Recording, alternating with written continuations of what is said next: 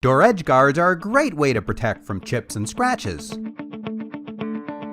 To start, clean front and rear edge with a neutral cleanser such as Rapid Prep to remove dirt, wax, and grime. Carefully attaching the protector at the top of the door, allow a consistent 1/8 inch coverage along the edge from top to bottom.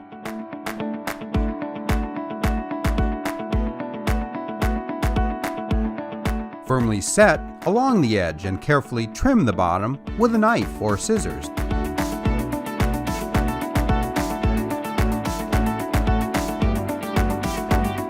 Also, provide a relief cut at each body break for easy edge rolling.